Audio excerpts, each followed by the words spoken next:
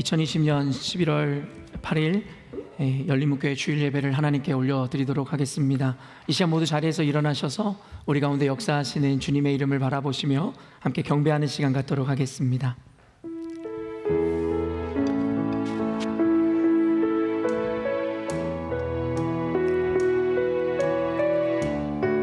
임하시는 주님을 바라보시며 전심으로 하늘의 문을 여소서, 하늘의 문을 여소서, 이곳을 주목하소서. 주를 향한 노래가 꺼지지 않으니 하늘을 열고 보소서. 이곳에 임재하여 주소서, 이곳에 임재하소서. 주님을 기다립니다. 기도의 향기가 하늘에 닿으니 주여 임재하여 주소서. 이곳에 오셔서 이곳에 앉으소서. 이곳에서 드리는 예배를 받으소서. 주님의 이름만이, 오직 주의 이름만 이곳에 오셔서, 이곳에 오셔서 이곳에 앉으소서. 이곳에서 드리는 예배를 받으소서. 주님의 이름만이, 오직 주의 이름만 이곳에 있습니다. 오늘도 살아계셔서 우리 가운데 함께 하시는 하나님 아버지께 모든 존귀와 영광과 찬송을 올려드립니다. 주의 빛값 주고 사신 주의 백성 열린문교회 성도들을 주님 기쁘게 여겨주심으로 이곳에서 드리는 우리의 모든 예배를 흠양하여 주시옵소서. 이제는 예배가 시작하는 시간입니다. 주의 성령께서 충만함으로 임하심으로 악한 사단막이 이 예배 틈타지 못하게 하여 주시고, 오직 주님의 말씀으로 주의 거룩한 보혈로 이전을 보호하여 주시옵소서. 감사드리며 거룩하신 예수님의 이름으로 기도합니다. 아멘. 사도신경 하시겠습니다. 나는 전능하신 아버지 하나님 천지의 창조주를 믿습니다. 나는 그의 유일하신 아들 우리 주 예수 그리스도를 믿습니다. 그는 성령으로 잉태되어 동정녀 마리아에게서 나시고 본디오 빌라도에게 고난을 받아 십자가에 못 박혀 죽으시고 장사된 지 사흘 만에 죽은 자 가운데서 다시 살아나셨으며 하늘에 오르시어 전능하신 아버지 하나님 우편에 앉아 계시다가 거기로부터 살아있는 자와 죽은 자를 심판하러 오십니다. 나는 성령을 믿으며 거룩한 공교회와 성도의 교제와 죄를 용서받는 것과 몸의 부활과 영생을 믿습니다. 아멘. 이 시간 모두 자리에 앉으셔서 계속해서 경배와 찬양으로 주님 앞에 나아가도록 하겠습니다.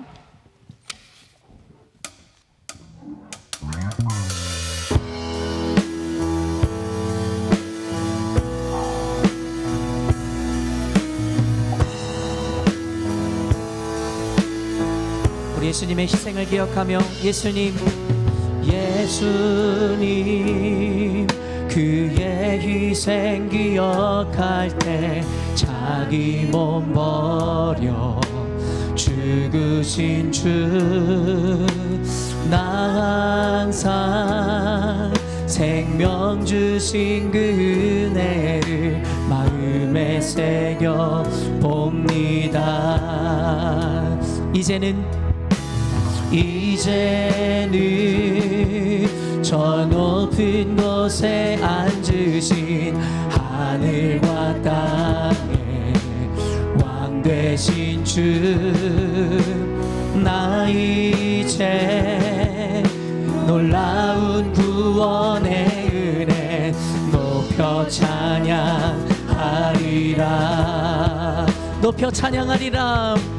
높여 찬양하리라. 하리라. 주 달리신 십자가를 내가 볼 때 주님의 자비 내 마음을 겸손케 해. 주께 감사하며 내 생명 주께 드리네. 우리 한 번 더 2절 고백하며 나가십시다. 이제는 저 높은 곳에 앉으신 하늘과 땅의 왕 되신 주, 나 이제 놀라운 구원의 은혜 높여 찬양하. 주님의 이름을 높여 찬양하리라.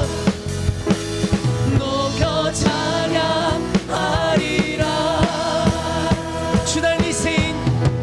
주 달리신 십자가를 내가 볼 때 주님의 자비 내 마음을 겸손케 해.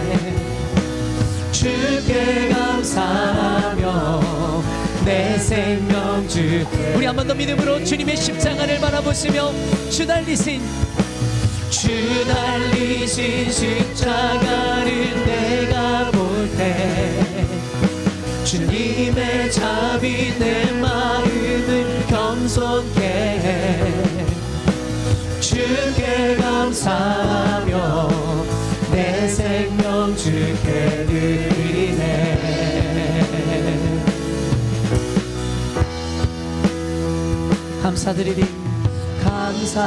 감사드리리 주의 십자가 나의 친구 되신 주. 감사드리리 주의 십자가 나의 친구 되신. 우리 전심으로 주님 앞에 감사드리리. 감사드리리 주의 십자가 나의 친구 되신 주. 감사드리리. 감사드리리 주의 십자가 나의 친구 되. 우리 전심으로 주님 달리신 십자가를 바라보며 고백하십시다. 주 달리신 십자가를 내가 볼 때 주님의 자비 내 마음을 겸손케 해. 주께 감사하며 내 생명 주께 드리네. 빛 되신 주님, 빛 되신 주 어둠 가운데 비추사 내 눈 보게 하소서. 예배하는 선한 마음 주시고 참 소망이 되시네. 나 주를 경배하리 엎드려 절하며 고백해주 나의 하나님. 오 사랑스러운 주님, 오 사랑스러운 주님, 존귀한 예수님, 아름답고 놀라우신 주. 만유의 높임을 받으소서. 주님 만유의 높임을 받으소서. 영광 중에 계신 주, 겸손하게 이 땅에 임하신 주 높여 찬양하리. 이 가운데 임하시는 주님의 영광을 바라보며 고백하십시다. 나 주를 경배하리 엎드려 절하며 고백해주 나의 하나님. 오 사랑스러운 주님, 존귀한 예수님,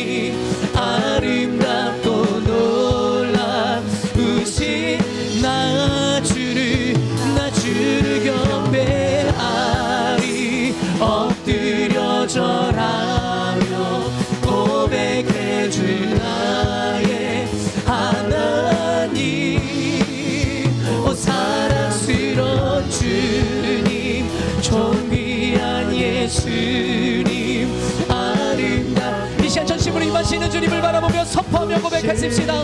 나 주를 경배하리 엎드려 절하며 고백해주 나의 하나님 사랑스러운 주님 존귀한 예수님 아름답고 놀라우신 주님.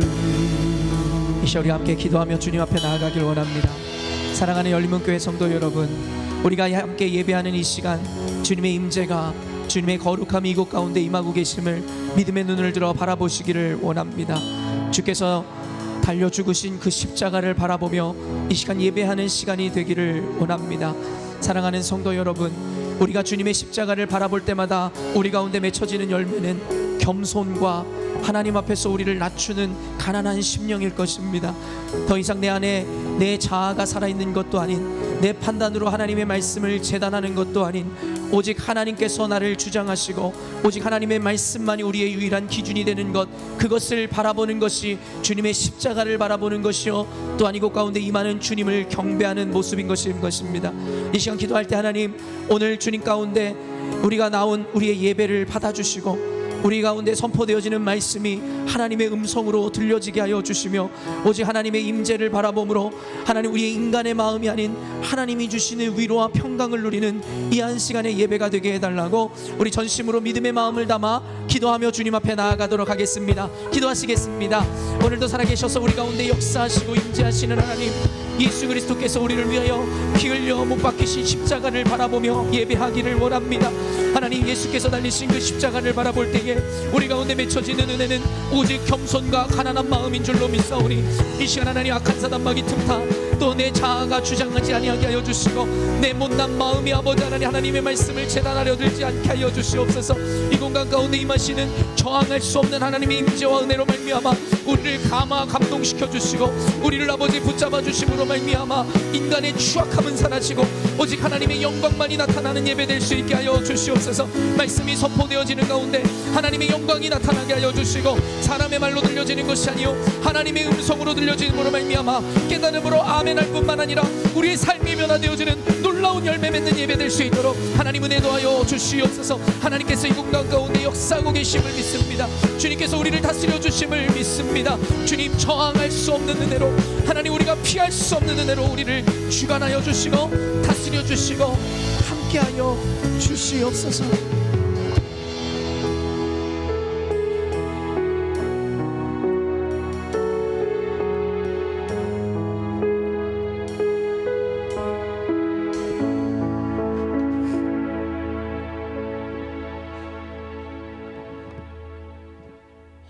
사랑하는 아버지, 귀한 주일을 우리에게 주셔서 감사와 찬양으로 경배하며 주님 앞에 예배로 나왔습니다.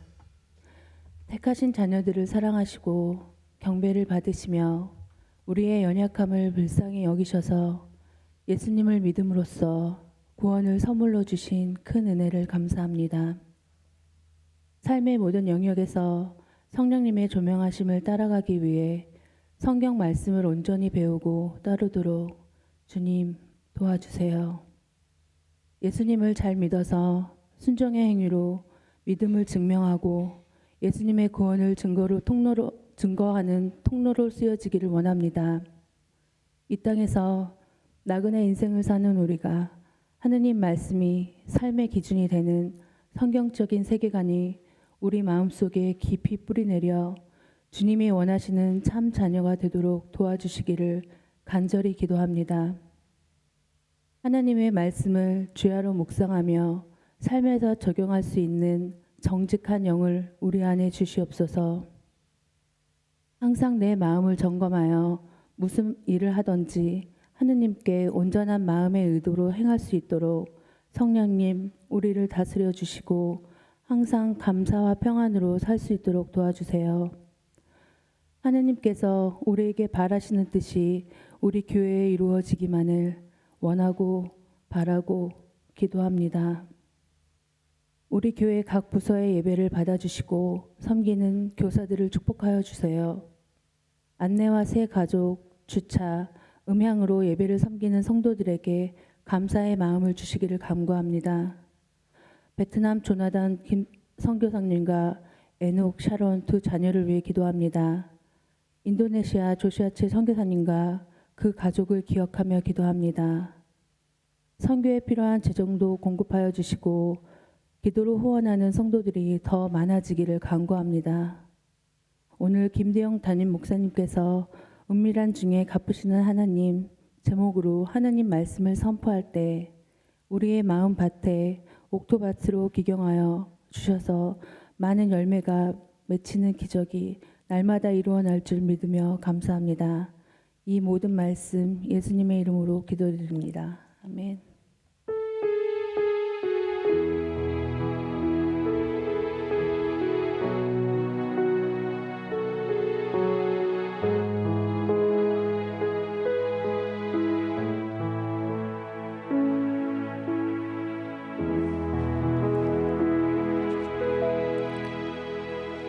이제 함께 말씀 보도록 하겠습니다. 오늘 하나님께서 우리에게 주시는 말씀은 마태복음 6장 1절로 4절까지의 말씀입니다. 마태복음 6장 1절에서 4절까지의 말씀입니다. 오늘은 산상수훈 시리즈 9번째 시간을 맞이하였는데요. 6가지의 반제를 지난주까지 마치고 이제는 계속해서 연이어 가시는 예수님의 그 가르침을 우리가 함께 받아 누리시는 시간 되었으면 좋겠습니다. 1절부터 저와 여러분이 한 절씩 교독하도록 하겠습니다. 사람에게 보이려고 그들 앞에서 너희 의를 행하지 않도록 주의하라. 그리하지 아니하면 하늘에 계신 너희 아버지께 상을 받지 못하느니라. 그러므로 구제할 때에 외식하는 자가 사람에게서 영광을 받으려고 회당과 거리에서 하는 것 같이 너희 앞에 나팔을 불지 말라. 진실로 너희에게 이르노니 그들은 자기 상을 이미 받았느니라. 너는 구제할 때에 오른손이 하는 것을 왼손이 모르게 하여 내 구제함을 은밀하게 하라. 은밀한 중에 보시는 너의 아버지께서 갚으시리라. 아멘.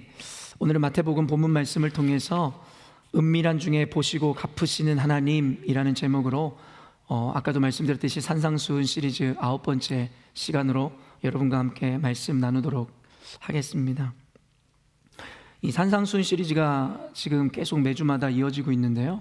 산상수훈 시리즈 모든 성경의 말씀들이 당연히 하나님의 말씀이고 우리에게 너무나 귀한 말씀이지만 산상수훈은 특별히 우리가 더 귀를 기울이고 집중하여 들어야 하는 이유가 있습니다. 왜냐하면 예수님께서 직접적으로 말씀하신 것을 옮겨다 적어놓은 것이 산상수훈이기 때문입니다.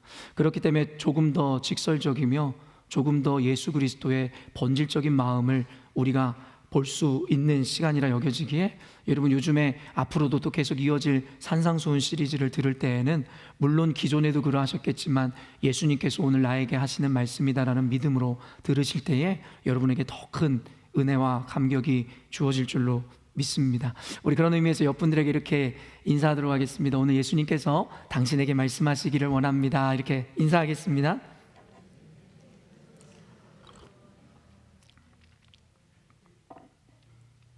요즘엔 우리 예배 가운데 또 새롭게 정착하신 새가족들 분들이 많이 예배하시는 것 같아서 참 감사하다는 생각이 들어요. 우리 지나가시면서 혹시 새가족분들 익숙하지 않은 분들 보시더라도 인사해 주시고 반갑게 맞이해 주셨으면 좋겠습니다. 요즘 여러분도 잘 알고 계시겠지만 한국 교회가 내외로 시끄럽고 힘든 시간을 보내고 있습니다. 물론 우리는 한국에서 벗어나 이곳 시드니에 살아가면서 어쩌면 어떤 이들은 한국에서 일어나는 일은 우리랑 무관한 것 같이 여기며 살아가는 분들도 혹 계실지 모르겠지만 여러분, 우리가 아무리 이곳 호주에서 살아간다 할지라도 심지어는 이제는 우리의 국적이 호주인으로 바뀌었다 할지라도 결국엔 우리는 대한민국과 연결된 그 어떤 것을 결코 평생 지우거나 없앨 수가 없습니다. 이곳 시드니 땅에서 우리 대한민국 민족들이 하나님 앞에서 건강하게 또한 이 명예롭게 성공하며 살아갈 수 있는 것은 바로 대한민국 고국이 잘 되어지고 대한민국 민족이 세상에서 위상을 떨치기 시작할 때에 이곳에서 살아가는 우리 이 호주 이민 가정들, 이민자들에 대한 평가가 달라질 것입니다. 또한 여러분도 알고 계시겠지만 우리는 여전히도 한국의 그 신앙의 관념들을 그대로 전수받았으며 그것이 좋은 것이든 나쁜 것이든 분명한 한국 교회의 영향을 받아왔고 지금도 받고 있음을 부정할 수 없는 것입니다. 그렇기 때문에 여러분들이 혹시 제 설교 외에 유튜브를 통해서 설교를 듣는다 할지라도 여러분은 지금 외국에 있는 목사님들의 설교를 보통 듣지 않으시잖아요. 보통 한국에 있는 목사님들의 설교를 들으신다는 거예요. 그렇다는 건 여전히도 우리는 한국 교회 그리고 한국이 갖고 있는 그 신앙의 관념들을 그대로 전수받고 교육받고 있다라고 이야기할 수 있는 것입니다. 그렇기 때문에 뗄래야 뗄 수 없는 한국과의 관계, 특별히 신앙인으로서 한국 교회의 관계를 맺은 자들이기 때문에 우리는 지금 이 시간도 호주와 국제 정세뿐만 아니라 한국에서 일어나는 상황들과 정치, 경제, 문화를 넘어 종교 그리고 특별히 교회에 대한 이야기들에 관심을 가져야 된다는 것이에요. 요즘 한국 교회가 내외로 굉장히 시끄럽고 힘든 시간을 보내고 있습니다. 우리가 성경을 통해서 보면 알겠지만 초대교회가 초대교회가 생기기 이전에 하나님을 믿는 백성들이 태동했을 때부터 이미 세상 사람들은 늘 교회를 그리고 하나님을 믿는 자녀들을 핍박하고 대적하며 또한 하나님의 말씀을 외면했습니다. 그것은 어떻게 보면 너무나 당연한 현상일진데 요즘 특별히 코로나 기간과 맞물리고 이 시대 정신과 맞물림으로 교회가 굉장한 위기 가운데 몰려 있음을 제가 여러분들에게 많이 나누어 드렸고 여러분도 이미 알고 계실 것입니다. 아무리 이 세상은 하나님을 또한 교회를 대적하고 하나님의 말씀을 미워한다라고 성경에 나와 있지만 사실은 요즘만큼 개신교 교회가 위기에 몰렸던 적이 또 있을까라는 생각이 들 정도로 지금 교회는 위기를 맞이하게 되었습니다. 그러면서도 여러분 세상 사람들이 교회를 비난할 때마다 단골 메뉴처럼 여러분 사용하는 그 이유가 무엇인지 알고 계시죠? 교회를 비난할 때마다 손가락질할 때마다 그들이 이야기하는 것이 교회는 자기들의 말씀의 우월성만 강조하지 결국에는 세상에서 선한 일을 행하지 않는다라는 것이에요. 그리고 늘 부패하고 악한 것만 보여준다라는 것이 세상 사람들이 지금의 작금의 교회를 바라보는 그들의 시선이고 평가인 것입니다. 이러한 평가는 사실은 우리가 여러 가지 측면에서 이해할 필요가 있습니다. 그리고 그에 적절하게 적용할 필요가 있는 것이에요. 무조건 교회에 다니는 우리라고 해서 세상이 이야기하는 박한 평가와 그들의 비난을 무조건 무시하거나 경히 여겨서는 안 된다는 거예요. 그래서 오늘 두 가지 관점을 여러분들에게 말씀드리면, 첫째, 교회와 그리스도인들은 세상의 그런 평가를 경히 여기지 말고 스스로 겸비하여 겸손하게 그들의 평가도 받아들여야 한다는 것입니다. 그래서 그들이 지적하는 것과 같이 하나님을 아는 우리들이 더욱 선한 일을 힘써 행하는 교회와 그리스도인이 되기를 다짐하는 것이 어떻게 보면 가장 아름답고 선한 적용이 될 것입니다. 여러분도 아시다시피 교회와 그리스도인들의 제일 덕목은 늘 스스로를 낮추고 남을 나보다 낮게 여기는 겸손의 태도라는 것을 여러분은 잘 알고 있습니다. 그리고 그리스도께서 몸소 보여주신 그 그리스도의 겸손을 배워 우리 역시도 세상의 예수를 알지 못하는 자들에게 그 겸손의 은혜로 희생함으로 섬기는 자가 되는 것, 그것이 바로 교회와 그리스도의 사명이기에, 그리스도인들의 사명이기에 결국엔 세상이 이야기하는 그런 박한 평가와 비난도 우리가 겸허히 받아들여 우리를 스스로 살펴보는 것도 굉장히 필요할 것입니다. 그러나 둘째로 우리가 생각해 보아야 되는 것, 또 결코 잊지 말아야 될 것은 무엇이냐면, 때때로는 세상이 하는 그런 평가와 그런 비난에 대해서 있는 그대로 필터링 없이 여과 없이 받아들이는 것이 아니라 때로는 냉정하고 철저하게 분석하여 옳지 못함에 대해 분명히 밝혀내고 분명하게 판단하여 세상의 잘못된 인식이나 그리고 죄로 인해 허우적대는 이들을 궤도하고 그리고 바른 길로 인도해야 하기도 하기에 우리는 다양한 측면에서 그들이 이야기하는 그런 평가와 손가락질에 대해서도 우리가 해석하고 그리고 적용해야 하는 것입니다. 물론 현대에 들어와서요, 세상이 이렇게까지 교회를 궁지에 몰아넣게 된 이유들 중에 하나가 바로 편향된 어떤 미디어들이나 그리고 어떤 단체들의 선동이 이러한 평가에 큰 영향을 미쳤음을 우리는 잘 알고 있습니다. 그러한 사회적인 현상, 그리고 그러한 어떻게 보면 본질적인 이유로 인해서 결국에는 이 교회라는 곳에, 그리고 복음이라는 것의 헤게모니가 세상으로 넘어가서 도리어 이제는 교회를 비난하고 손가락질하는 자들이 마치 영웅이 된 것처럼 사람들에게 찬사를 받고 도리어 대접받는 듯한 형세를 이루게 되었습니다. 그것이 바로 이 시대에 처한 교회와 그리스도인들이 처한 현실이며, 그리고 우리의 현실인 것입니다. 마치 편향된 미디어들은 교회가 코로나의 진원지이고 주범인 것처럼 포장합니다. 교회에서 코로나 확진자가 나올 때마다 대서특필하고 그것만이 전부인 마냥 뉴스, 그리고 언론과 미디어를 통해서 내보냅니다. 그러나 해운대 해수욕장이라든가 지하철이라든가 술집이라든가 그 외 수많은 곳에서 코로나 바이러스로 인한 전염이 발생되고 있지만 그것에 대해서는 특별히 다루지도 않을 때도 있음과 동시에, 그리고 그렇게 나온다 할지라도 그것에 특별하게 주목하는 것을 우리가 볼 수 없습니다. 참으로 이상하다 여길 수밖에 없는 것이에요.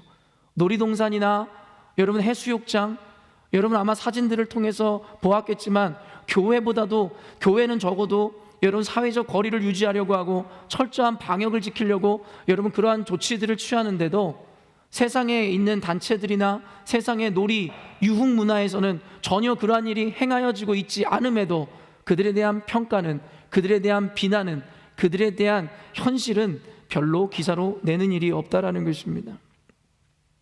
그리고 어떻습니까? 교회의 부패나 목회자들의 타락에 대한 뉴스는 하루가 멀다 하고 퍼뜨리고 대서특필합니다. 그리고 네티즌들도 그러한 뉴스들을 굉장히 좋아합니다. 그러나 반면에 교회가 행하는 선한 일이나 온전한 모습들은 기사에서 눈 씻고 찾아봐도 찾아볼 수가 없습니다. 근데 여러분 그거 알고 계십니까? 통계에 따르면 장기 기증을 하거나 구제사역, 도네이션에 힘쓰는 이 확률, 이 비율이 개신교인들의 비율, 교회의 비율이 타 종교인들이나 타 종교에 비해서, 여러분 이 단어에 주목하십시오, 압도적으로 많다는 것이에요.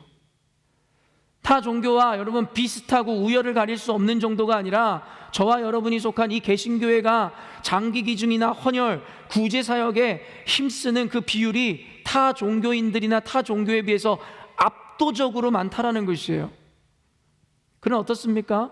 세상이 개신교회를 바라보는 시선은 곱지가 않아요.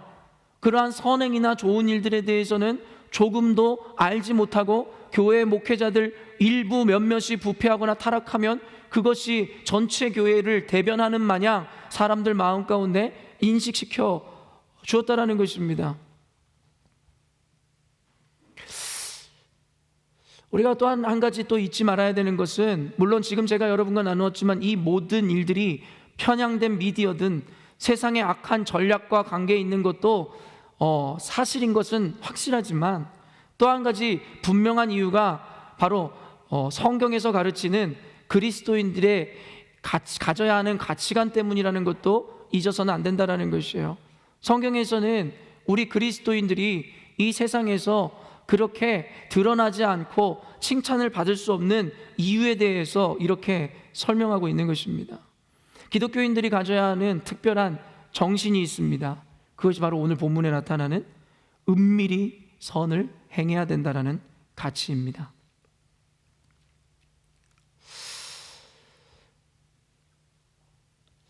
구제라는 것, 오늘 이 개역개정 성경을 보면 오늘 본문 단락에 소제목을 구제함을 은밀하게 하라라는 제목을 붙였습니다. 여기에서도 주목하는 것이 바로 구제입니다. 구제는 초대교회부터 교회가 행해야 하는 의무였으며 사명이었습니다. 이 구제라는 것은 교회의 선택이 아니었어요. 복음을 전하는 것과 마찬가지로 가난하고 질병에, 그리고 고아와 과부된 자들, 그들을 입히고 먹이고 살리는 것, 그것이 초대교회의 의무였습니다. 근데 이것은 단순히 신약시대뿐만이 아니라 이런 구약의 하나님도 고아와 과부된 자, 그리고 이렇게 소외된 계층에 대해서 지극히 관심을 가지고 계셨어요. 그래서 우리가 왜곡되어 있는 11조에 대한 관념을 갖고 있지만, 사실은 구약 성경에서 이야기하는 것은 10의 1조가 아니라 10의 3조의 개념입니다. 그리고 그 세 가지의 11조는 어디에 쓰였냐면 여러분이 잘 알고 계시는 그 레위 지파들, 지금의 목회자로 인식되어지는 레위 지파들을 위한 것이었고, 둘째로는 하나님께서 이스라엘 백성에게 지켜 행하라고 했었던 절기들, 그 이벤트들을 준비하기 위한 곳에 사용되는 것이었습니다. 그리고 마지막 세 번째 11조의 의미와 그리고 그 용도가 무엇이었냐면 바로 구제를 위한 것이었습니다. 과부들을 먹이고 입히고 돌보라고 하나님께서는 백성들에게 11조를 내게 하셨고, 그리고 구제함으로 백성들을 살리는 하나님께서 방법들을, 은혜의 방편들을 마련해 주셨다라는 것이에요. 구제라는 것은, 그래서 언젠가도 여러분에게 강조하였지만, 교회라면, 우리가 하나님의 도를 따르는 자들이라면 전도하듯이, 복음을 전하듯이 행해야 하는 일입니다. 그러므로 선한 사마리아인의 비유를 통해서도 우리가 알고 있지만, 단순히 그냥 예수 믿으십시오, 예수 믿고 구원받으십시오, 그것만 하는 것이 교회가 아니라는 것입니다. 오히려 그런 것에는 거짓된 고백일 확률이 더 높습니다. 그 사람에 대한 진정한 긍휼이나 불쌍히 여기는 마음은 없으면서 그저 형식적으로 의무적으로 나아가서 그저 예수 믿으십시오, 구원받습니다, 그리고 제 할 도리 다 했다라고 생각하는 것, 그것이 어떻게 보면 왜곡된 그리스도인들의 인식인지 모르겠습니다. 예수님께서는 복음을 전하라는 그 이전에 어쩌면 본질적으로 우리의 마음, 긍휼에 대해서 말씀하신 것이 아닌가 싶습니다. 불쌍한 이들을 볼 때에 긍휼과 사랑의 마음을 품으라는 것이에요. 더 나아가 그것이 연결되는 것이 구원을 받지 못해 죽어가는 영혼들을 바라보며 긍휼과 안타까운 마음을 가져 그리스도의 마음으로 그들에게 복음을 전하라는 것입니다.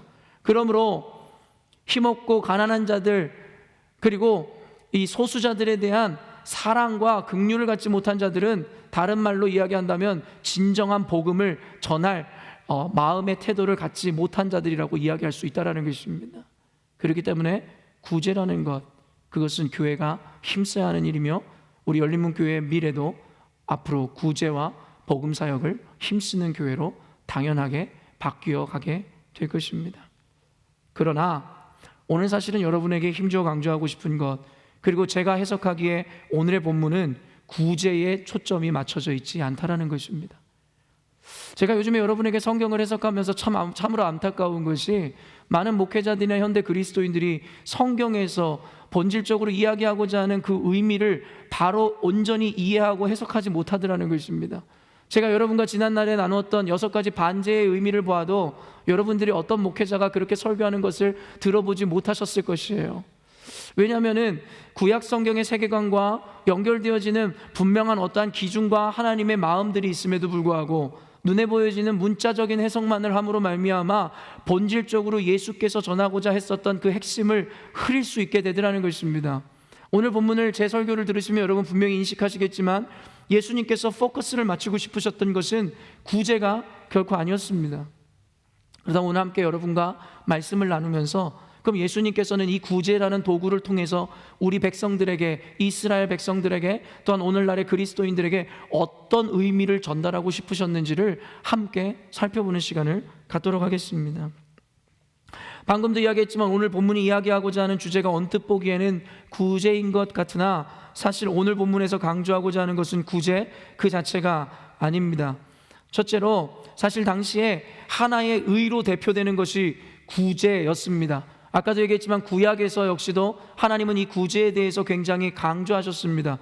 그렇기 때문에 유대인들의 세계관 안에는 구제를 하는 것, 그리고 남을 돕는 것, 그것이 하나의 의의 대표 명사처럼 되어 있었다라는 것이에요.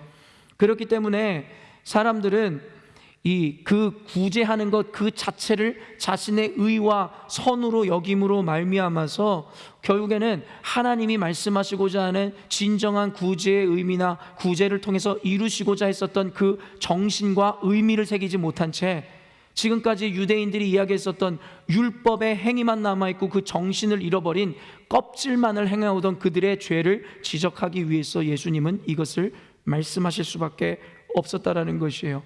산상수훈에서는 여러분, 너무나도 일맥상통하게 하나님의 말씀들이, 예수님의 말씀들이 가르쳐지고 있습니다. 첫째, 여러분에게 제가 늘 강조하지만 우리가 설교를 듣거나 성경을 읽을 때, 공부를 할 때 우리가 잊지 말아야 되는 것이 무엇이냐면 당시의 시대 배경이 어떠했는지에 대한 인식입니다.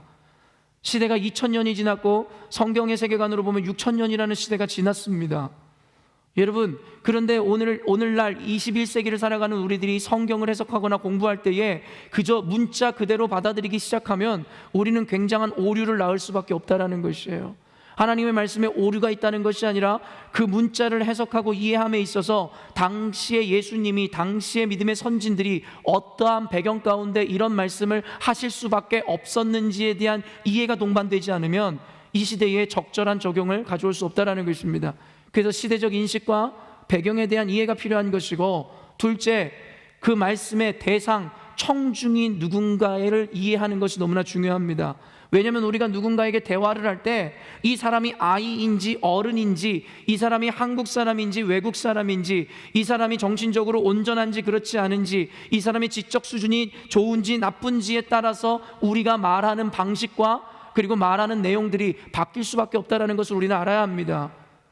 우리가 잘 알고 계시듯이 예수님과 그리고 구약의 선지자들은, 여러분, 그들은 이 말하는 것 수사학의 대가였다라고 성경학자들은 이야기합니다. 어떻게 하면 이 메시지가 그리고 말씀이 그들에게 잘 심겨질지에 대해서 여러분 잘 알고 계셨던 분들이라는 거예요.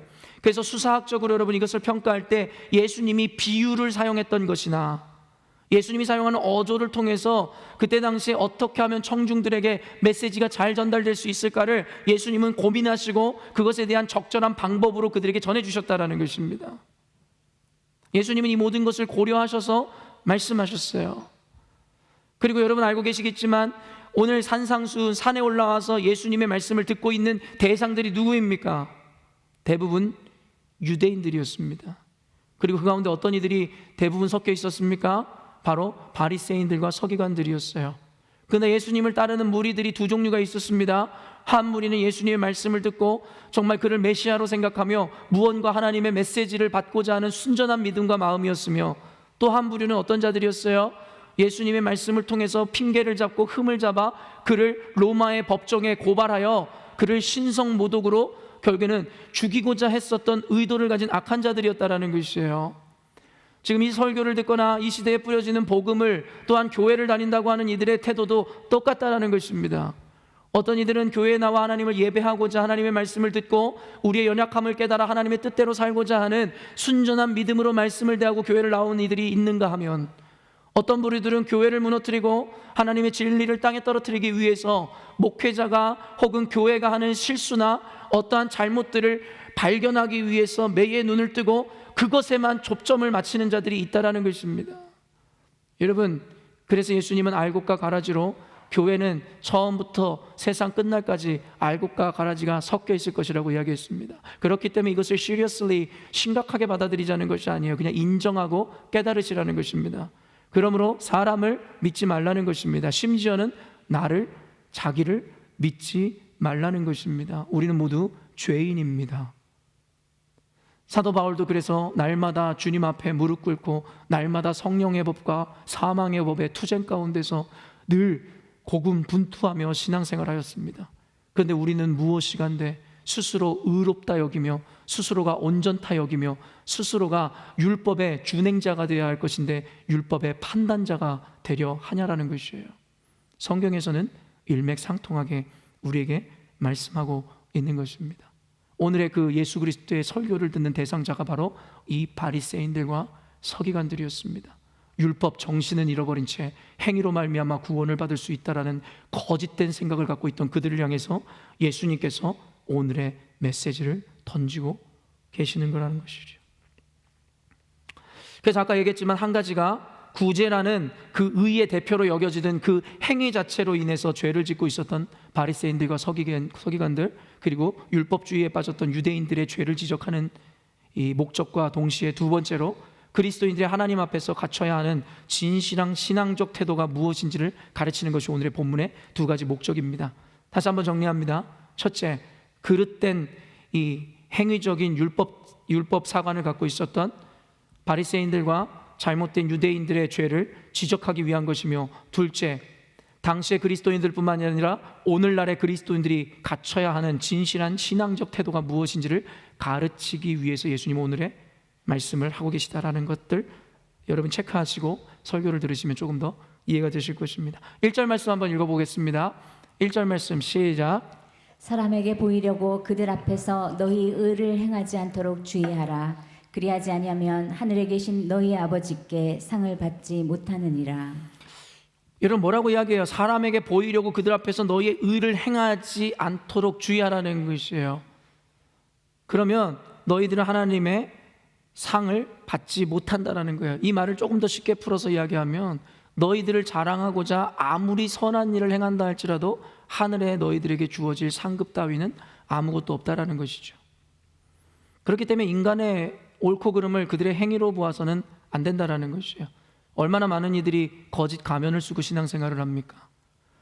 겉으로는 선행, 그리고 항상 웃는 미소, 그리고 항상 좋은 언어, 단어의 선택을 통해서 여러분 어떻죠? 사람들에게 칭찬을 들어요. 아, 저 사람이야말로 진정한 그리스도인이라고, 저 사람은 믿음이 아주 좋을 것이라고. 그러나 성경에서도 이야기하고 우리가 현실에서도 마주하듯이 어떻습니까? 도리어 그러한 평가를 받는 자들이 때로는 교회를 진실로 무너뜨리려 하는 자들일 때가 많이 있다는 것이죠. 왜요? 성경에서 이야기하기를 사탄도 광명의 천사로 둔갑할 수 있으며 때로는 목회자로 선지자로 스스로를 감출 수 있노라고. 그래서 둔갑의 귀재라고 이야기하는 것이죠. 오늘날의 교회에서 차라리 악한 이들은 대놓고 악하다라 이야기하는 것이 더 좋습니다. 그러나 가장 무서운 이들이 바로 스스로의 행동, 표정, 말로 스스로를 의로운 척 포장함으로 나중에 그것을 등에 업어 교회의 말씀이 선포되어지고 사람들이 듣기 싫어하는 진리가 전해질 때에 도리어 하나님의 복음을 반대할 수 있는 기폭제가 될 수 있는 악한 자의 자리에 설 수도 있다라는 것입니다. 그렇기 때문에 행위 자체로 여러분 옳고 그름을 나누지 마십시오.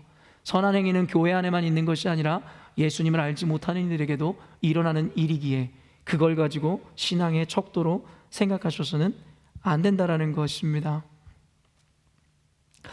여러분 창세기 1장 1절에 대해서 제가 요즘에 굉장히 강조하고 있거든요.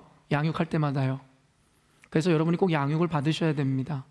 양육을 받지 않으면 오늘의 설교도 여러분이 풀리 이해할 수 있는지 잘 모르겠습니다. 왜냐하면 설교를 이해하기 위해서는 세계관과 하나님의 말씀의 기준이 온전히 세워지지 않으면 결국에는 오해할 수 있고 왜곡할 수 있는 충분한 소지가 있기 때문입니다. 창세기 1장 1절을 통해서 여러분에게 전하고자 하는 것은 무엇이냐면 우리의 존재 자체는 하나님의 창조에 의해서 이루어졌다. 그렇기 때문에 우리의 창조의 목적, 우리에 대한 삶의 목적과 그리고 삶의 이유를 줄 수 있는 분, 그리고 규정할 수 있는 분은 우리를 창조하신 하나님밖에 없다. 그렇기 때문에 유물론자들이 이야기하는 것처럼 나의 존재를 위해서 하나님이 존재하는 것이 아니라 창세기 1장 1절을 고백함으로 말미암아 하나님과 교회를 위해서 내가 존재한다라는 분명한 신인식과 교회에 대한 인식을 갖게 된다라는 것입니다. 그러면서 그에 따르는 여러분 그리스도인들과 교회의 태도가 무엇이겠습니까? 바로 살든지 죽든지 하나님의 영광을 위해 살아가는 것이 우리라는 것에 대한 존재와 목적에 대한 분명한 인식과 인정이라는 것입니다. 여러분 정말 주님의 영광을 위해서 살아가십니까? 하나님의 목적을 위해서 진실로 살아간다라고 여러분 이야기하실 수 있습니까? 여러분 혹시 여러분의 자녀를 위해 살고 계시진 않으세요? 혹시 여러분의 성공과 명예를 위해서 살고 계시지는 않으십니까? 여러분이 쫓는 부와 여러분이 생각하는 편안함을 위해서 그리고 여러분이 생각하는 행복을 위해서 살아가고 계시지는 않습니까? 성경에서는 결코 그렇게 이야기하고 있지가 않다라는 것입니다. 우리가 가난에 처하든 비천에 처하든 풍부에 처하든 우리가 어떠한 감정과 어떠한 마음의 상태이든 우리의 환경이 어떻든지 관계없이 이 모든 것이 하나님의 영광을 위해 존재해야 한다는 것이 바로 성경에서 가르치는 저와 여러분 인간 존재의 목적과 이유라고 이야기하고 있습니다. 근데 괴물이 되어버린 현대의 교회들은 어떻습니까? 자기의 만족, 자신의 기쁨, 자신의 행복, 자신의 형통, 자신의 복을 위해서 하나님을 섬기고 교회를 섬기고 그리고 말이 섬기는 것이지 결국엔 하나님을 이용하고 교회를 이용하고 있는 것이죠. 아닌가요? 성경에서는 우리들의 목적을 하나님의 영광이라고 이야기합니다. 바로 하나님께 상을 받는 것, 그것이 바로 우리 인간의 목적입니다. 그러나 바리새인들과 당시 유대인들은 그렇지 않았어요. 선을 행하지만, 구제를 행하지만 결국에는 사람들에게 보이기 위하여, 그리고 자신들의 의를 행함으로 말미암아서 하나님께 상을 받지 못하는, 다른 말로는 하나님께 영광 돌리지 않는 삶을 살았다는 것입니다. 여러분, 선악의 기준 자체가 우리들의 윤리나 도덕에 있지 않음을 여러분 알고 계시죠? 저에게 충분히 들었으니까 아시겠지요? 기독교인들이 말하는 선악이라는 것은 세상이 말하는 도덕과 윤리와 정의라는 관점에서 해석돼서는 안 된다는 것이에요. 성경적인 세계관을 가진 우리 그리스도인들이 선악의 구분점은 무엇이에요? 바로 하나님의 말씀입니다. 하나님이 말씀하시면 선이고 하나님이 아니라고 하는 것을 행하는 것은 악인 것입니다. 다른 말로 하면 하나님의 말씀에 순종하는 것이 선이고 하나님의 말씀에 불순종하는 것이 악입니다. 이것을 받아들이셔야 됩니다. 이것을 받아들이지 않으면 복음을 이해할 수 없습니다. 이것을 받아들이지 않으시면 신앙생활이 행복할 수가 없는 것이죠. 끊임없이 투쟁하고 끊임없이 충돌이 일어날 수밖에 없는 것이에요. 선악의 기준 자체가 하나님의 말씀이듯이 우리 목적 자체는 오직 하나님의 영광을 위해서입니다. 베드로전서 2장 12절 읽어보겠습니다. 읽습니다. 시작. 너희가 이방인 중에서 행실을 선하게 가져 너희를 악행한다고 비방하는 자들로 하여금 너희 선한 일을 보고 오시는 날에 하나님께 영광을 돌리게 하려 함이라. 베드로서에서 분명하게 우리의 선한 행실의 이유와 그리고 그 근본적인 목적에 대해서 이야기합니다. 무엇이요? 너희들의 선한 행실을 보고 하나님께 영광을 돌리게 하라는 것이에요. 방금 이야기한 하나님의 영광을 위한 삶, 우리들이 행하는 모든 선행이 나를 자랑하고 칭찬 듣기 위함이 아니라, 나를 보여주고 나타내기 위함이 아니라 하나님의 영광을 위해서라고 분명히 이야기하죠. 고린도전서 10장 31절입니다. 시작. 그런즉 너희가 먹든지 마시든지 무엇을 하든지 다 하나님의 영광을 위하여 하라. 성경에서는 온통 이런 말씀들로 채워놨습니다. 살든지 죽든지, 우리가 어떤 삶을 살든지, 우리의 외부적인 환경은 전혀 우리들의 가치를 평가하는 기준이 되지 못한다라고 이야기하고 있습니다. 우리가 소망하고 따르는 그 어떤 가치도 우리들의 옳고 그름을 나누는 하나의 기준이 되지 못한다고 성경은 이야기하고 있어요. 우리의 목적은 무엇입니까? 오직 하나님의 영광, 살아도 주를 위하며 죽어도 주를 위하며, 이것이 복음의 시작이고 끝이고 이것 외에는 다른 것이 없고, 사도 바울이 이야기하기를 내가 가르친 너희들에게 가르친 것 외에 다른 복음을 전하는 자들은 저주가 있을지라. 이 외에 다른 복음이 성경에서 어디에 나와 있고 어디 예수님께서 제자들이 전하였습니까? 그러나 오늘날의 교회는 과연 이 순복음을 받아들이고 계세요? 아니면 사도 바울이 저주했었던 내가 너희들에게 가르친 복음 외에 다른 것을 가르치는 자들은 저주를 받을지어다 말씀하신 그 거짓된 가르침을 받고 살아가시는지요? 하나님은 이렇게 충분히 말씀하시고 성경을 통해서 나타내심에도 불구하고 당시의 바리새인들이나 형식주의에 빠져있던 유대인들은 자신들이 선행을 베풀면서도 하나님께 영광을 돌리려는 목적보다는 자신의 의를 드러내고 사람들에게 보여서 칭찬을 받기 위해서 행했다라는 것이에요. 제가 언젠가도 여러분에게 인용했지만 프랑스의 철학자 중에 라캉이라는 유명한 철학자가 있습니다. 그가 이렇게 이야기했습니다. 인간은 타자의 욕망을 욕망한다. 어려운 말이죠. 인간은 타자의 욕망을 욕망한다. 이 말을 풀어서 여러분에게 말씀해 드리면 어떤 의미예요?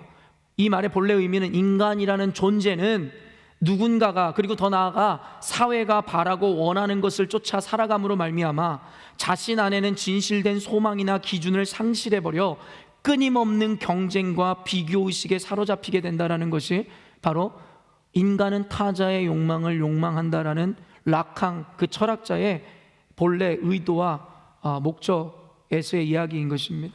그런데 이 이야기를 다른 의미로 확대해 본다면 결국 인간이라는 존재는 남에게 칭찬을 듣고 인정받고자 하는 인정욕구로 가득 찬 존재라는 거예요. 남한테 인정받고, 결국 우리가 돈을 많이 벌고 명예 얻고 내 자식을 잘 키워서 명문대학 보내고, 애들은 고통 가운데 있음에도 그것은 아랑곳하지 않고 걔네를 명문대학 보내야 되고, 좋은 직장, 좋은 가문에 시집장가 보내야 되고, 아이들이 원하는 것입니까? 그게 진짜 아이들의 행복이라고 생각하십니까? 결국에는 비교의식과 경쟁의식에 일그러진 부모들의 욕심과 욕망의 표현 아닙니까? 저는 잘 모르겠습니다. 여러분의 마음의 의도는 여러분이 아시겠죠. 사람들에게 인정받는 것에 가득 차서 시기 질투로 이어지고, 그리고 그 시기 질투는 살인으로도 이어지는 끔찍한 결과를 성경에서 보여주고 있습니다. 우리는 락항이 정의한 것처럼 결국엔 자신 안에 근본적인 기준과 자신 안에 행복을 찾지 못하고 남이 설정해 놓은 행복을 향해 끊임없이 나아가는 존재이죠. 그래서 남의 인정을 바라고 남의 존중을 바라고 그것으로 인해서 자신의 자존감을 형성하고. 가난한 사람은 자존감이 낮아야 된다 생각하세요? 공부 못하는 사람은 자존감이 낮아야 된다 생각하세요? 못생긴 사람은 자존감이 낮아야 된다 생각하세요? 그렇지 않죠. 성경에서는 절대 그렇게 이야기하지 않죠. 우리들이 만들어낸 어그러지고 일그러진 세계관이 우리의 자존감을 그런 것들에 의해 좌지우지되게 하죠. 저와 여러분이 어떤 존재인 줄 아세요? 하나님의 형상대로 지음을 받은 자들이에요. 다른 것들은 그저 말씀으로 창조하셨지만 저와 여러분은 하나님이 빚으셨다라고 표현하세요. 하나님이 능력이 없으셔서 우리를 빚으셨을까요? 해와 달과 세상의 시공간을 모두 말씀 하나로 창조하셨는데 저와 여러분을 흙으로 빚으셨대요. 그래서 성경은 그를 토기장이라 이야기합니다. 단순히 우리의 외모만을 하나님의 형상을 따라 지으신 것이 아니라 우리 코에 생기를 불어넣어 주심으로 말미암아 우리 가운데 여러분 하나님의 성품을 갖게 하셨어요. 하나님의 공의의 성품과 사랑의 성품, 그리고 인격을 주셨어요. 동물들은 본능에 의해 살아가지만 인간은 하나님의 형상을 닮아 고민이라는 것을 할 수 있고 미래에 대해서 걱정과 근심을 할 수 있는 인격적 존재로 만들어졌다고요. 인간이란 존재는 그것만으로도 이미 충분히 존귀합니다. 만물의 주인이시고 모든 것의 창조주의 외형을 닮았고 그분의 여러분 가치를 담은 존재라는 것, 그것이 우리의 자존감이고 우리의 존재의 이유입니다. 여러분이 어떤 부모를 만났는지가 중요하지 않습니다. 여러분이 스스로 어렸을 때 어떠한 성장 과정을 겪었는지가 중요하지 않다고요. 여전히도 스스로 자기 연민에 빠져서 나는 못된 부모를 만나 가난하고 비인격적인 대우를 받으면서 이렇게 살아왔노라고 스스로를 연민에 빠지고, 그래서 나 자신들의 악함과 자신들의 연약함을 정당화하고 끊임없는 나락으로 자신의 인생을 빠뜨리죠. 우리의 자존감은 그런 것 따위가 아닙니다. 그런 것이 자존감이었으면 저는 오늘 이 자리에 서 있지도 못했을 것입니다. 제가 예수님을 만남으로부터 제 삶이 달라졌어요. 절망과 소망이 없던 인생, 자존감은 땅을 파고 더 파도 없을 곳으로 끝까지 추락했던 그때에 예수님을 만남으로 제 인생의 자존감을 회복하고 내 인생의 여러분 존재의 이유와 목적을 깨달았습니다. 사랑하는 성도 여러분, 복음이 왜 우리에게 진정한 자유와 평강을 준다라고, 행복을 준다라고 이야기하는 줄 아세요? 예수 믿으면 여러분이 복받고 돈을 많이 벌고 오래 살고 여러분의 자녀가 잘 되니까요. 천만의 말씀이에요. 천만의 말씀이에요. 복음이, 진리가 우리를 자유케 하고 우리를 행복해 한다라는 그 본질적인 의미는 우리가 인간 존재에 대한 진정한 목적을 발견하고 우리 자아에 대한 분명한 인식을 함으로 말미암아 환경의 지배를 받지 않고 감정의 연민의 지배를 받지 않고 오직 하나님의 말씀으로 때를 얻든지 못 얻든지, 우리가 풍부하든지 가난하든지 질병에 있든지 건강하든지 관계없이 초지일관 하나님 앞에 감사와 영광을 올려드릴 수 있는 인생이 된다라는 것입니다. 그것이 바로 복음이며 진리가 우리를 자유케 한다라는 것의 개념이지, 세속주의자들이 말하는 것처럼 예수 믿으면 복을 받아 돈을 많이 벌고 건물을 올리고 자녀들이 형통하고 웃기지 마시라는 것입니다. 그러면 예수 잘 믿는 사람은 다 부자여야 합니까? 그럼 가난한 저는 예수님을 잘 못 믿은 것입니까? 예수 믿은 사람은 다 잘 살아야 됩니까? 질병에 걸려 일찍 돌아가셨던 목사님들은 다 믿음이 없는 분들이셨습니까? 지금도 선교지에 나가 자기의 모든 것을 버리고 지질이 궁상으로 살고 있는 선교사들은 실패자의 인생이며 하나님께 저주받은 인생입니까? 여러분, 그런 관념을 버리십시오. 그런 복음은 애초에 존재하지도 않았습니다.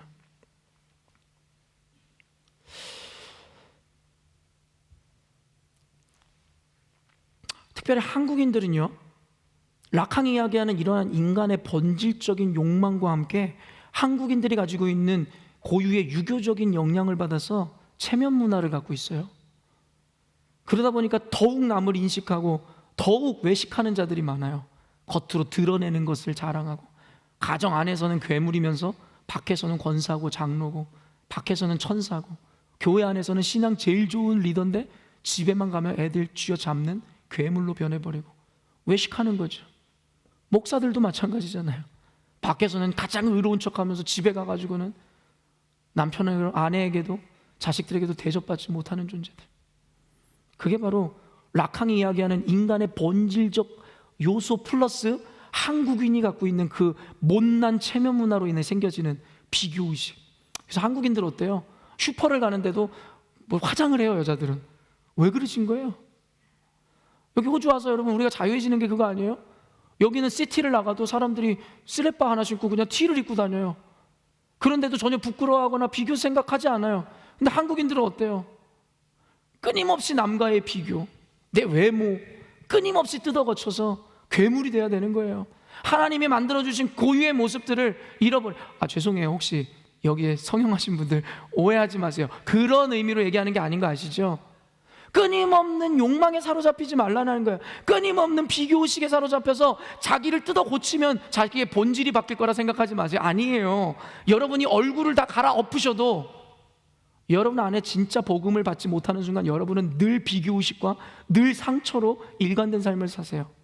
그래서 예수님이 답인 거예요. 그래서 교회만이 세상의 유일한 소망이라는 이야기가 여기서 나오는 것입니다. 2절 한번 읽어볼게요. 시작. 그러므로 구제할 때에 외식하는 자가 사람에게서 영광을 받으려고 회당과 거리에서 하는 것 같이 너희 앞에 나팔을 불지 말라. 진실로 너희에게 이르노니 그들은 자기 상을 이미 받았느니라. 여러분 아까도 얘기했지만 예수님의 이 산상수훈의 지금 청중 대상이 누구라고요? 바리새인이랑 서기관이에요. 율법적인 유대인들이라고요. 지금 예수님이 바리새인들이라고 직접 얘기하지 않았지만 우리가 그 힌트를 어디서 얻어요? 바로 외식하는 자. 이런 외식하는 자의 대표가 누구예요? 바리새인들과 서기관이에요. 그래서 예수님은 그들을 회칠한 무덤이라고 얘기하잖아요. 마태복음 23장 27절이에요. 시작. 화 있을진저 외식하는 서기관들과 바리새인들이여 회칠한 무덤 같으니 겉으로는 아름답게 보이나 그 안에는 죽은 사람의 뼈와 모든 더러운 것이 가득하도다. 껍질만 그리스도인들의 모습이 그렇잖아요. 겉으로는 의로운 척, 신앙 좋은 척, 성경 많이 아는 척, 그러나 속에서는 썩어서 냄새가 나는 그런 인간. 그게 바리새인들이었어요. 서기관들이었다고요. 예수님께서 산상수훈에서 그들을 직격하여 이야기하는 것이에요. 회칠한 무덤 같은 자들. 그들은 어때요? 회당과 거리에서, 여러분 예수님이 그들을 회칠한 무덤이라 얘기할 때 그들은 기도할 때마다 막 손을 들어 기도하고, 그죠? 금식할 때도 일부러 얼굴을 초췌하게 해서 누가 봐도 나는 금식하고 있노라고 사람들에게 보이기 위한 금식을 하고, 그리고 오늘 뭐라고 이렇게 표현이 되어 있습니까? 길에서 구제하기 앞서 그들이 한 게 뭐예요? 나팔을 분다라는 거예요. 나팔을 부는 거예요. 여러분 나팔 소리가 얼마나 커요. 나팔을 부는 이유가 뭘까요? 그들은 이런 상식을 갖고 있었죠. 자기들은 나팔을 불어서 가난한 사람들이 모이는 기회를 제공하고 그때 구제하겠노라는 자신들의 근거와 이유를 이야기하죠. 그러나 과연 예수님의 말씀을 근거로 봤을 때 그런 의도로 나팔을 불었을까요? 아니라는 거죠. 나팔을 불므로 사람들을 주목시키는 거죠. 봐라, 지금부터 내가 뭐 하는지, 내가 지금부터 사람들에게 나눠준다. 지금부터 내가 선한 일 한다. 너희들은 나를 칭송하고 찬송하고 박수쳐라. 예수님은 그런 바리새인들과 서기관들과 같이 외식하는 자들의 죄가 무엇이라고 지적했을까요? 단순히 자기를 자랑한다는 것 따위에 있지 않았어요. 그 본질적 의미를 이야기하시죠. 뭐죠? 바로 사람에게서 영광을 받으려 한다는 것이죠. 인간의 존재의 목적이 뭐라고요? 하나님의 영광이에요. 근데 인간 스스로가 영광을 받고자 한다면 그것이 무엇인 말일까요? 우리의 목적을 저버리고 하나님의 영광을 가로채려 한다는, 여러분 본질적인 의미가 있다라는 것입니다. 단순히 자랑 정도의 죄가 아니라 하나님같이 되고자 하는 악한 의지와 교만을 나타내는 것이고, 이것을 그대로 나타낸 게 이사야서 14장 12절에서 15절입니다. 여러분 여기서 아침의 아들 계명성이 누구를 의미하는 거 여러분 알고 계시죠? 그동안 신앙생활 하시면서 이것이 바로 우리의 대적 사탄을 이야기하는 것이에요. 한번 읽어주시겠어요? 시작. 너 아침의 아들 계명성이여 어찌 그리 하늘에서 떨어졌으며 너 열국을 엎은 자여 어찌 그리 땅에 찍혔는고. 내가 내 마음에 이르기를 내가 하늘에 올라 하나님의 뭇별 위에 내 자리를 높이리라. 내가 북극 지폐 산 위에 앉으리라.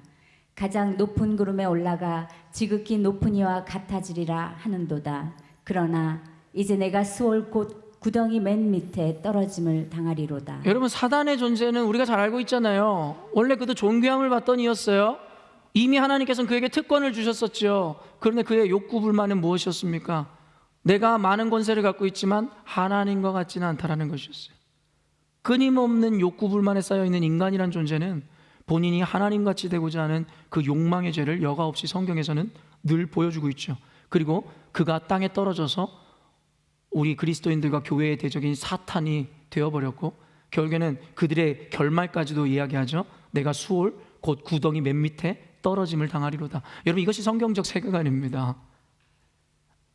우리에게는 하나님의 시대와 세계와는 달라서 과거, 현재, 미래라는 시간적 개념이 있어요. 그러나 알파와 오메가이신 주님은 세상을 창조하면서 이미 종말을 이미 만드시고 이미 이루셨습니다. 그러므로 예수님은, 하나님은 당당하게 예언하실 수 있는 분인 거죠. 인간은 옳은 것은 옳다, 아닌 것은 아니다 정도만 얘기하지 맹세를 하지 못할 것이라 이야기했으며, 왜요? 인간은 모르니까요. 근데 하나님은 하실 수 있습니다. 왜요? 하나님은 아시니까요. 인간 존재와 마귀의 존재의 그 근본적인 시작이 하나님이 같이 되고자 했었던, 스스로를 높였던 것에 대해서 말씀하시죠. 바리새인들과 서기관, 현대의 많은 타락한 그리스도인들이 동일하죠. 그리고 그들의 끝은 어떻다고요? 결국엔 수월과 멸망의 길로 가게 될 것이라고 이야기하죠. 인간의 최초의 죄 역시도 여러분 단순히 하나님의 명령에 불순종한 정도의 의미를 넘어서는 거예요. 최초의 죄가 뭐죠? 선악과를 따먹은 사건이죠. 창세기 3장 5절에서 6절입니다. 시작. 너희가 그것을 먹는 날에는 너희 눈이 밝아져 하나님과 같이 되어 선악을 알 줄 하나님이 아심이니라. 여자가 그 나무를 본즉 먹음직도 하고 보암직도 하고 지혜롭게 할 만큼 탐스럽기도 한 나무인지라. 여자가 그 열매를 따먹고 자기와 함께 있는 남편에게도 주매 그도 먹은지라. 여러분, 하나님께서 세워주신 이 선악과라는 그 나무의 의미가 무엇이냐면, 인간에게 모든 것을 주신 하나님께서 하나님과 인간 사이에 질서를 세우길 원했던 것이고, 그저 모든 것을 다 허락하셨는데 그냥 이 나무 하나만 건드리지 말라는 별것 아닌 명령을 하셨을 뿐이에요. 그러나 인간이란 존재는 모든 것을 누리고 있었음에도 불구하고 그 한 가지의 규정을 어기고 싶었어요. 그리고 그것은 단순히 불순종의 차원을 넘어 마귀가, 뱀이 그들을 유혹하는 장면을 보면 알고 있죠. 너희가 이것을 먹는 날에는 눈이 밝아져 하나님과 같이 되리라. 인간의 욕망입니다. 모든 것이 가하나 우리에게 가하지 않은 한 가지로 인해서 그것을 어겨야지만이 그것이 바로 내가 절대자가 되는 것처럼, 이 시대의 인간의 존재가 그렇습니다. 교회에서 자신의 이름을 내려는 인간들의 여러분 민낯을 우리는 보고 있는 것이에요. 우리는 아니라고요. 아담과 하와가, 그리고 이 대적 사탄이, 그리고 성경에서 타락했었던 모든 믿음의 선진들이 우리는 그와 같지 않다고요? 아니요. 저와 여러분이 똑같습니다. 그리고 한 가지만 더 말씀드릴까요? 충격적으로 저와 여러분들은 그들의 믿음에 비해서는 아무것도 아닌 존재들이에요. 그럼 어떨까요? 우리는 더 많은 죄에 노출되어 있고 자기도 인식하지 못한 채 자신의 자리를 하나님의 자리에 놓으려고 하죠. 그것이 바로 교회에서 인정받고 대접받으려고 하는 거예요. 하나님의 말씀이 중요한 것이 아니라 내가 존중받고 대접받는 게 중요하다는 것이죠. 하나님의 말씀은 골수를 쪼개고 여러분 우리의 심령을 파는 말씀이라고 얘기했어요. 그 말씀이 결코 우리들에게 심겨질 때 그것이 달콤하지 않을 것이라 얘기했어요. 왜요? 인간은 죄인이기 때문입니다. 말씀이 임하는 순간 우리의 심중을 후벼 파는 고통이 태중의 그 태가, 복중의 태가 끊어지는 고통이라고 이야기합니다.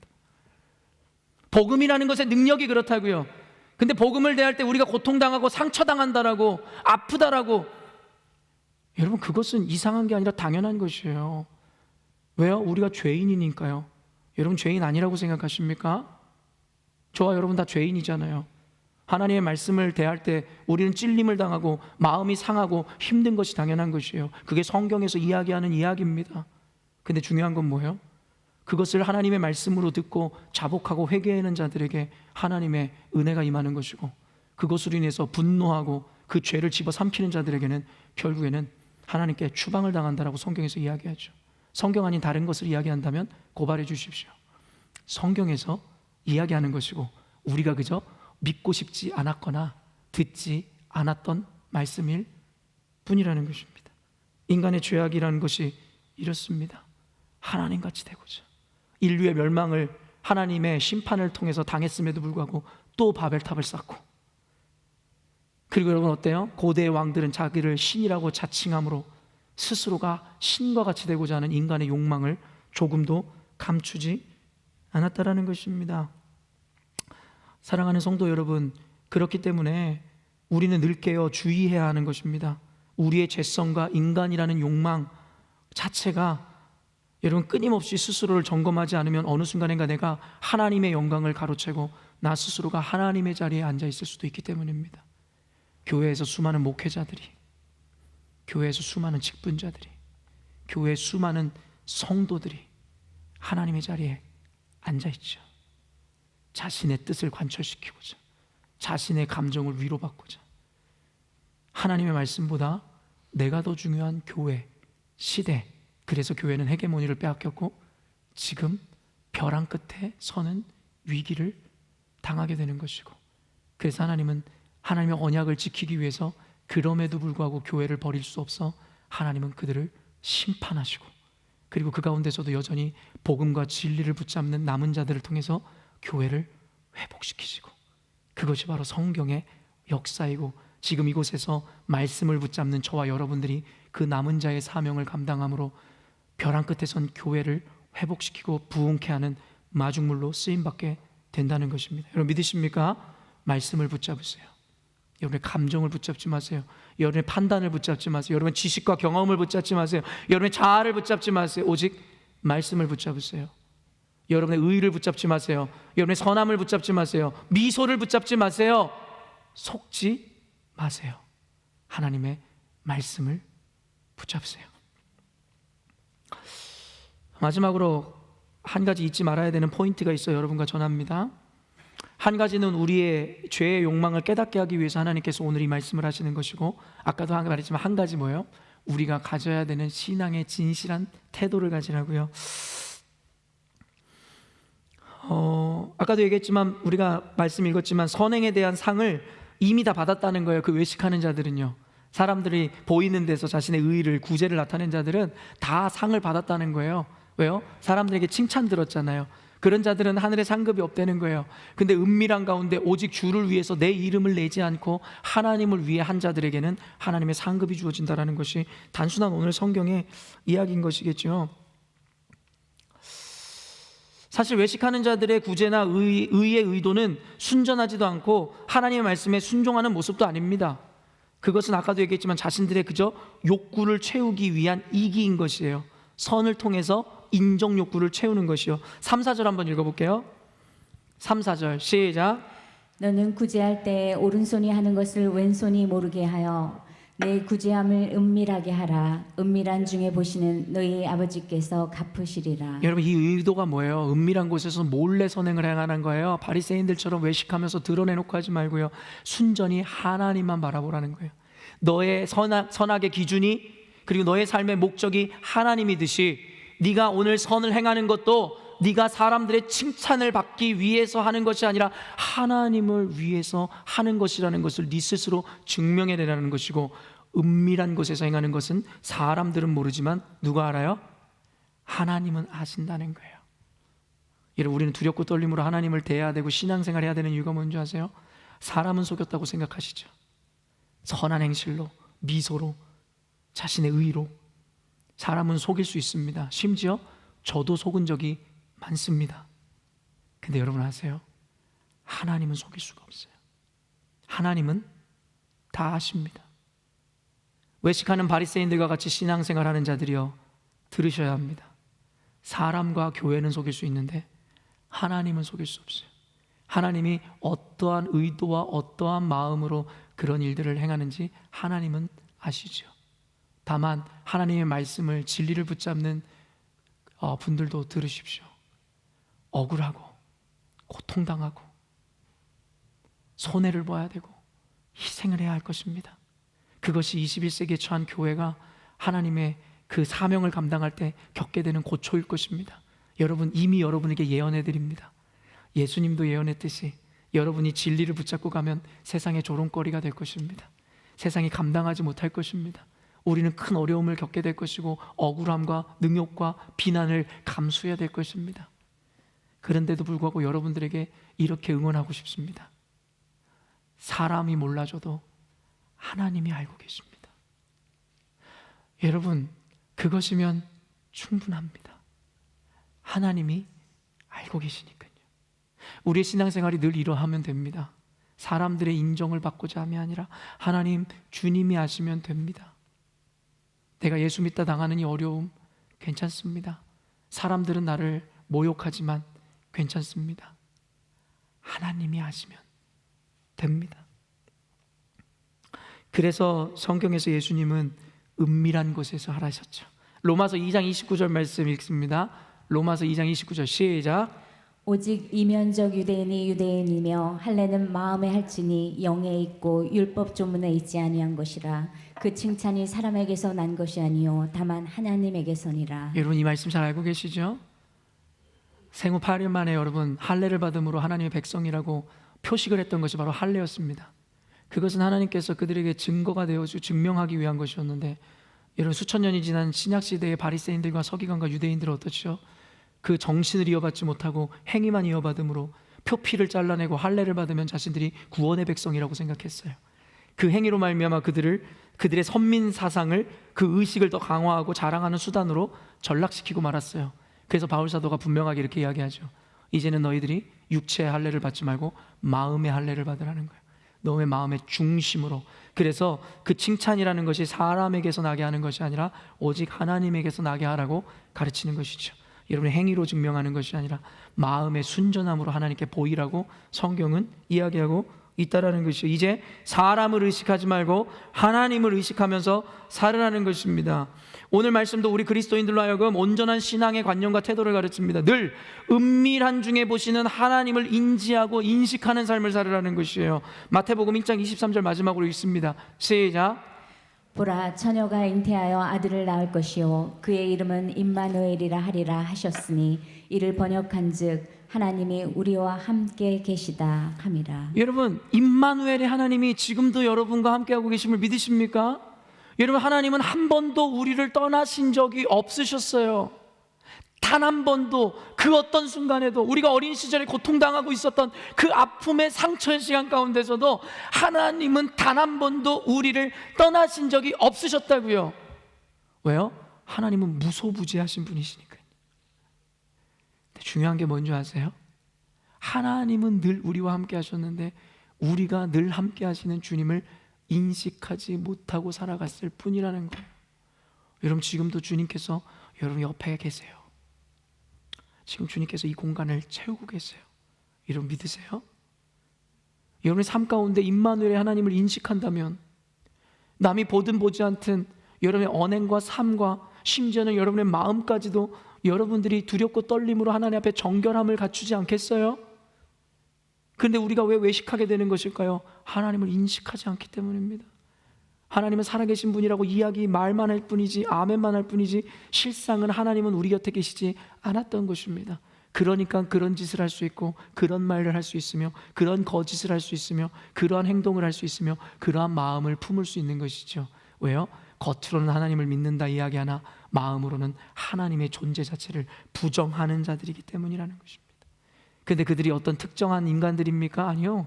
저와 여러분이 하나님의 임재를 인식하지 못하는 순간 저와 여러분이 그런 자들이 된 것입니다. 말씀을 맺어가도록 하겠습니다.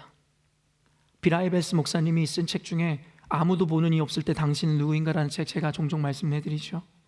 아무도 보는 이 없을 때 당신은 누구인가? 그것이 진짜 여러분일 것입니다. 교회 앞에서, 사람 앞에서, 목사 앞에서, 심지어는 여러분 자녀들의 앞에서 하는 것도 마찬가지일지 모르겠어요. 물론 좀 더 높은 수준이겠지만 그게 중요하지 않아요. 아무도 보는 이 없을 때, 골방에 있을 때, 내 마음 안에 있을 때 저와 여러분은 누구십니까? 진짜 신행일치하고 말씀대로 초지일관 살아가는 하나님의 백성들이십니까? 아니면 바리새인들과 서기관처럼 외식함으로 자신의 의를 드러내 칭찬받고 인정을 받고자 하는 그러한 하나님의 영광을 빼앗는 분들이십니까? 사랑하는 성도 여러분, 아까 서원에도 말씀드렸듯이 이러한 가르침으로 인해서 기독교는 세상으로부터 비난당할 수밖에 없습니다. 우리는 선을 행하지만 천주교인들이 행하든 불교인들이 행하든 그렇게 자랑하면서 선행을 베풀지 않거든요. 그래서 압도적으로 많은 선한 일을 개신교가 하지만 늘 악한 일, 나쁜 일만 하는 것처럼 보여지는 것이 교회의 모습이 된 것입니다. 그럼에도 불구하고 세상의 비난으로 인해 스스로 겸손해야 될 필요는 있으나 그것으로 인해서 비참해지지는 마십시오. 그것은 여러분이 악해서가 아니라 세상이 하나님을 모르기 때문이며 도리어 우리가 은밀한 곳에서 하나님만 인식함으로 선을 행하는 일로 인해 발생되는 일일 수도 있기 때문입니다. 그러므로 은밀한 중에 보시고 갚으시는 하나님을 늘 인지하시고 인식함으로 오늘도 저와 여러분의 신앙과 삶에 대해 책임지시는 그리스도인 되시기를 주님의 이름으로 축원합니다. 기도하겠습니다.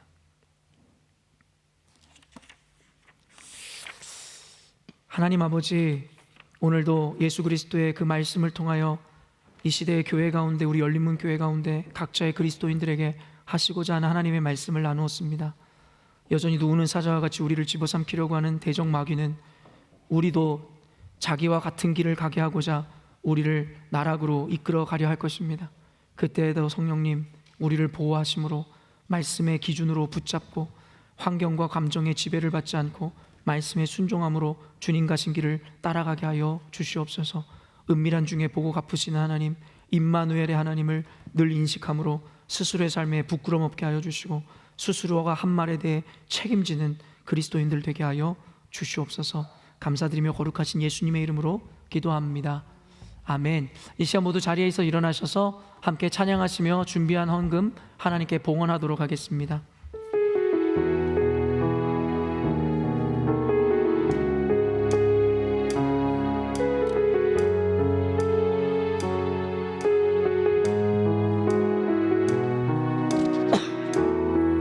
이 세상을 살아가는 동안에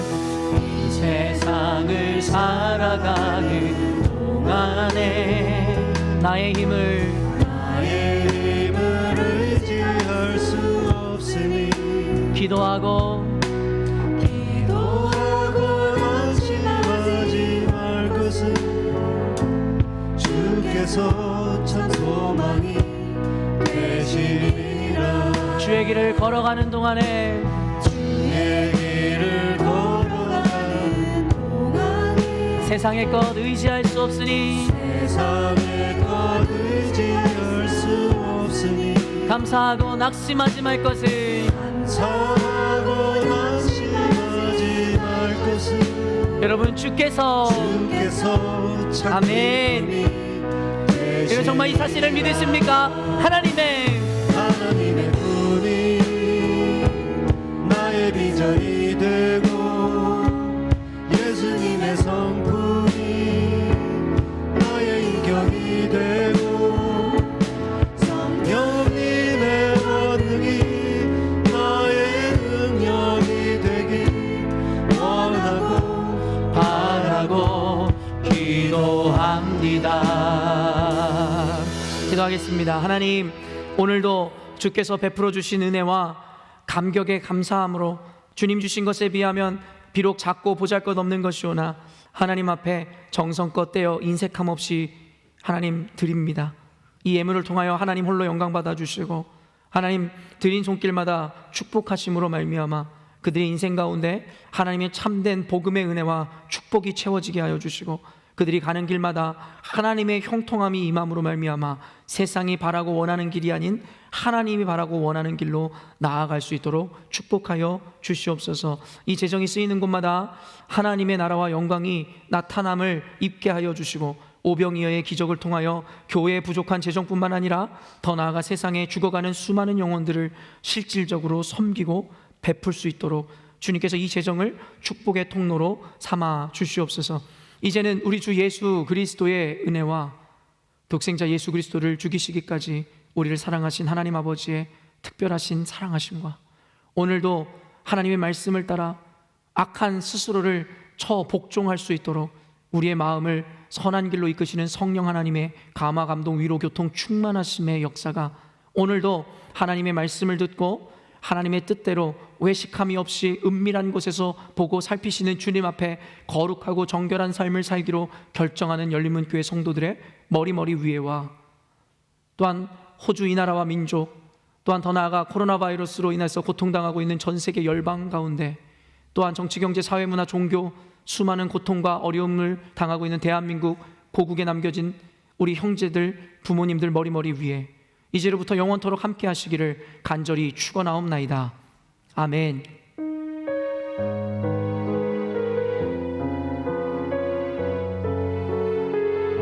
주님,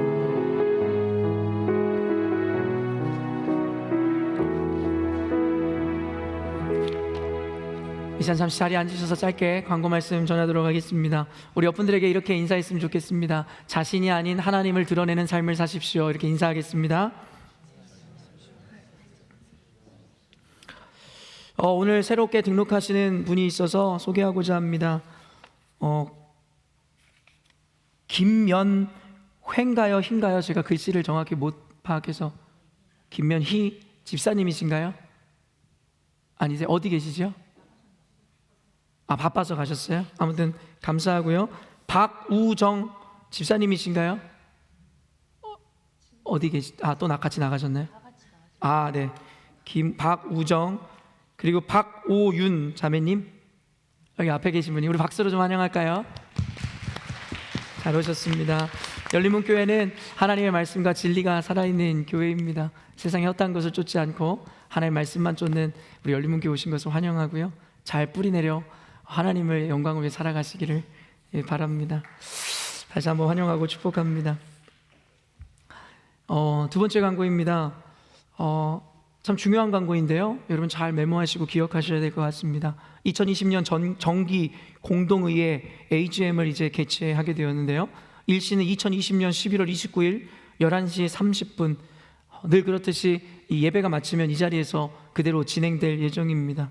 장소는 이곳 본당에서 이루어지고요, 안건은 운영위원 이 선거 및 회계 보고입니다. 여러분 잘 알고 계시겠지만 어디에서는 이 AGM을 사무연회라고도 하는데요, 1년에 한 번씩 교회가 그간 어떻게 재정을 사용하였고 어떻게 투명하게 집행해 왔는지에 대해서 여러분들에게 교회 재정을 투명하게 설명하는 이 회계 보고가 굉장히 중요한 역할을 차지하고요, 그리고 우리 열린문교회만 있는 좀 특별한 일이지만 운영위원회를 선거를 통해서 투표함으로 우리 교회를 이끌어갈 수 있는 이 최고 행정 조직을 뽑는 일이 생기게 됩니다. 그래서 여러분 이 선거가 얼마나 중요한지는 여러분들은 다 아시리라 믿습니다. 그리고 이 선거의 향방을 통해서 앞으로의 교회의 비전과 미래가 결정되어지는 중요한 투표이기도 하기 때문에 여러분 모두가 관심 가지시고 특별히 오늘부터 기도해 주시고, 그리고 여러분 소중한 한 표를 옳은 곳에 잘 행사함으로 하나님의 영광 가운데 하나님의 교회를 위해서 여러분이 사용되시기를 주님의 이름으로 축원합니다. 그리고 중요해요. 이것도 또 잊지 마시고 꼭 체크하셔야 되는데, 운영위원 후보 마감은 11월 22일까지입니다. 후보 등록 서류를 행정실에 꼭 문의하셔서 받아가신 다음에 제출해 주셔야 여러분 이 후보로 등록이 가능하니까요. 나중에 다른 소리를 하셔도 안 되고 꼭 사무실에 와서 그 정해진 그 폼을 가지고 가서 그곳에 이름을 쓰고 제출하셔야지만이, 그리고 22일이 넘어가서는 절대 안 되니까요. 그 전에 꼭 제출해 주셔야 합니다. 그래서 교회를 꼭 이끌어 가고자 하는 분들은 한번 후보로 등록해 보시면 좋을 것 같습니다. 공고 안내는 우편 발송, 이메일 직접 전달의 방법을 통해서 진행되므로 못 받으신 분들은 행정실로 꼭 연락을 해주세요. 이거 역시도 저희 교회는 법적으로 꼭 해야 되는 일들이기 때문에 투명하게 진행하고 있거든요. 그런데 가끔 가다 보면은 이 교인 명부가 주소가 여러분 누락되거나 기입하지 않으셨던 분들도 있고, 만약에 등록하신 분이 거기다 이메일 오늘도 안 적으신 분들 계시잖아요. 이메일을 안 적는다든가 주소를 잘못 기입한다든가 누락되거나 이러면 저희가 발송을 해도 못 받는 일들이 발생될 수 있거든요. 그렇기 때문에 자기 주소를 꼭 확인해 주시고, 그것은 자기의 책임이지 교회의 책임이 아닙니다. 그리고 발송한 것에 대해서 여러분이 받으시고, 이메일 주소를 기입하지 않으신 분들에게는 되도록 우편 발송을 했고, 이메일인 분들에게는 또 이메일로도 알려드리고 그리고 홈페이지에다도 띄워드리고 여러 가지 방식들을 통해서 여러분들에게 이런 것들을 전달하고 있으니까요. 오해 없으시고 혹시 못 받으셨다면 교회 행정실로 와서 문의해 주시면 그거에 대해 적절하게 대답해 드리도록 하겠습니다. 여러분 꼭 기도해 주시고 선한 일에 힘써 참여해 주셨으면 좋겠습니다. 그리고 세 번째 광고예요. 달란트 잔치를 우리 초등부 학생부에서 계획하고 있습니다. 일시는 2020년 11월 29일 이날 딱 정기공동의회가 있는 날이네요. 잘 됐네요. 여러분 참여 꼭 하시고 함께 하시면 좋을 것 같아요. 11시부터 12시까지 그럼 우리가 참여할 수 없겠네요. 죄송합니다. 시간이 안 맞아서요. 장소는 비전홀에서 이루어질 것이고 우리 문의는 이 초등부 부장으로 계시는 조하나 집사님한테 문의해 주시면 좋은데요. 여러분들에게 꼭 동참해 주시기 원하는 건 오늘 하필이면 또 어쨌든 구제에 대한 이야기도 했으니까 여러분이 더 참여해 주셨으면 좋겠는데 물건을 좀 도네이션 해 주셨으면 좋겠어요. 그래서 집에서 혹시 사용하시는데 대신 누가 봐도 안 쓸 거 말고요. 집에 괜히 갖다 버리려는데 이러면 안 되시고요. 진짜 여러분이 봐도 이거 너무 아깝고 너무 좋아서 남들이랑 나누고 싶은 것들 옷가지이며 장난감이며 제한 없이 모두 가져와 주세요. 그러면 그걸 통해서 우리 아이들 그동안 열심히 이 말씀 외고 한 친구들 달란트로 그것을 사서 그 아이들이 잘 활용하게 될 것입니다. 그리고 여러분 또 오해하지 마시는 것이 꼭 쓰던 거 아니어도 돼요.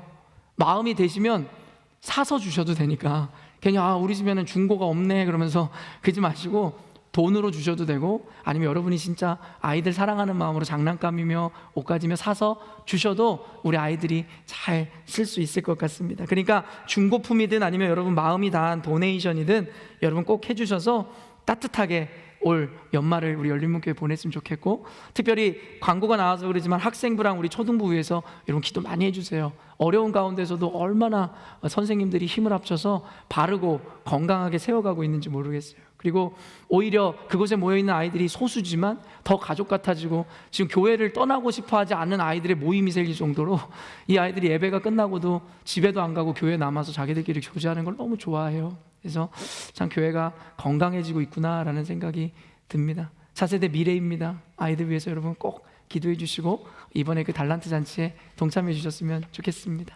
이 시간 모두 자리에서 일어나셔서 우리 함께 마지막 찬양하심으로 오늘 예배를 마치도록 하겠습니다. 우리 서로 축복하며 서로의 사랑을 나누도록 하겠습니다.